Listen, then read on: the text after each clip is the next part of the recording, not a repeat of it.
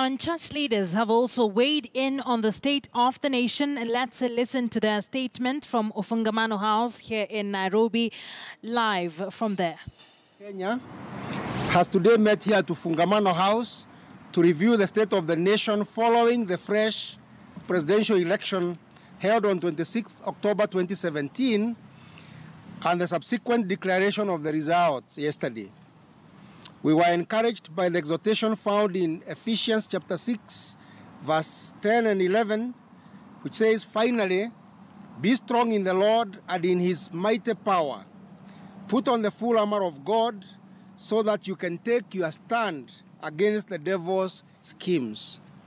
Having taken into consideration the events that played out on the socio-political scene since the annulment of the presidential elections by the Supreme Court on 1st September 2017, and especially noting the rhetoric coming from all political formations and the very active and toxic social media campaigns that have become second nature for Kenya, we recognize that Kenya as a nation is hurting physically, emotionally, and spiritually.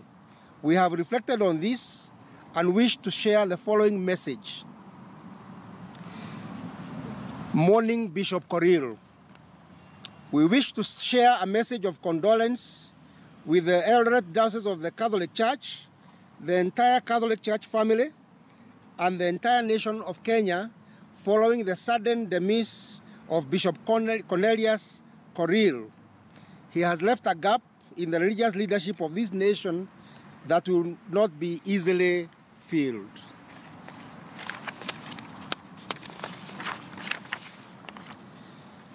Message of condolence for other families affected by the election-related violence.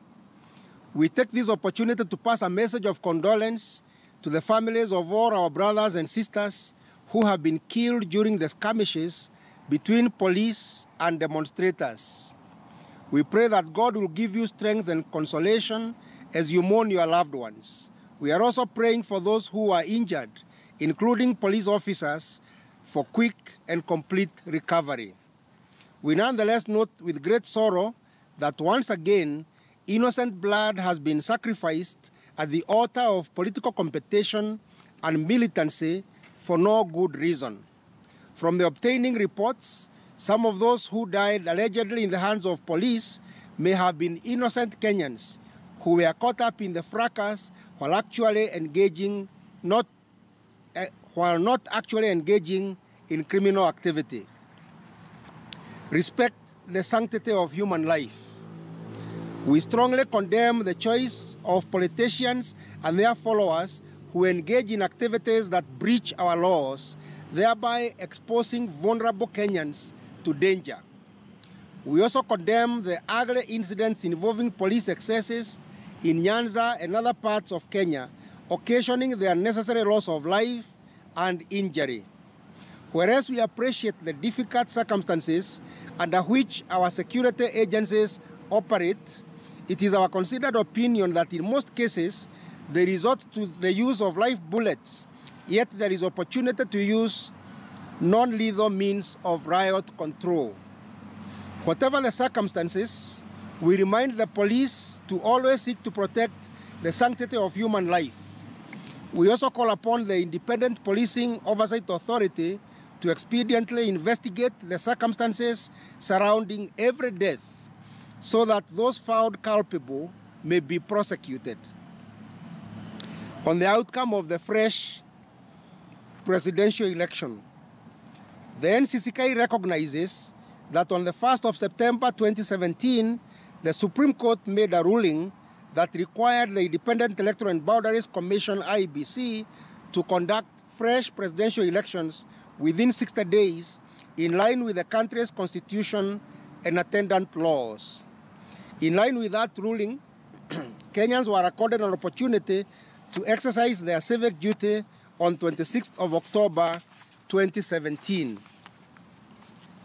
We recognize that the election was boycotted by the National Super Alliance. Nevertheless, the IEBC organized the elections and yesterday declared Honorable Uhuru Kenyatta the winner and thus the president-elect. This is in line with their constitutional mandate. Appreciably, the fresh presidential election has been contested as regards to its legitimacy. To continue promoting the rule of law, we urge any Kenyans who are aggrieved to take advantage of the constitutional provisions that allow for filing of petitions at the Supreme Court of Kenya. We must not allow ourselves to express our grievances through means that undermine the very Constitution. National divisions and grievances. This election has left the country grossly divided along ethnic and political lines. This has greatly strained our national unity and exposed the country to inter-ethnic conflicts as has started emerging in the recent past. These ethnic conflicts expose the country to anarchy. We call for tolerance and urge Kenyans not to threaten the lives of others. Let our diversity be a building block for our national unity. Admittedly, however, these divisions are expressions of unresolved grievances and perceptions of exclusion and denial of dignity for the opposition by the arrangement of power as defined in the Constitution of Kenya 2010.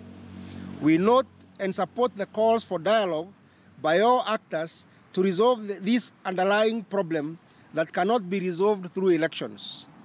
We also appreciate the undertaking by the President-elect that if confirmed at the expiry of the electoral process, he is willing to reach out to the leadership of the opposition and engage in dialogue.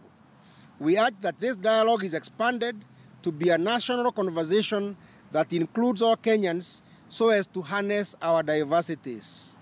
We urge all Kenyans to affirm this process and invest energies in clarifying ways of addressing the gaps and strengthening both our governance and our nationhood.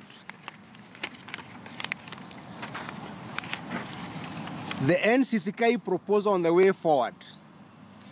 In our last program committee meeting, we invited Kenyans to consider a constitutional amendment that would address this problem.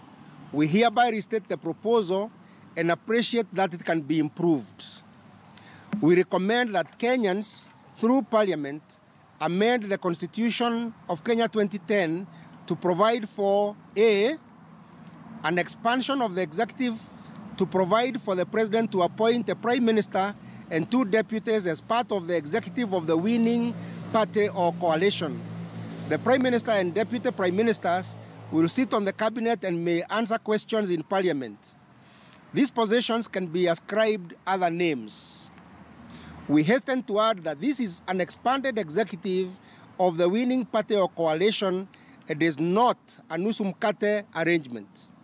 If coalitions are made with parties or individuals who ran for elections outside the winning party or coalition, it will be at the discretion of and under the unequivocal leadership of the elected president. B, we call for the restoration of the position of leader of the official opposition as was in the old constitution and the creation of the position of deputy leader of official opposition in Parliament. These positions would be occupied by nominees of the political party or coalition which meets a set criteria who may be the presidential candidate and running mate who obtain the second highest number of votes in a presidential election. This is necessary if we are to provide dignity for the opposition and an effective and facilitative mechanism of holding the government to account. Our conclusion. We conclude by calling on Kenyans to tolerate each other and purpose to live in harmony.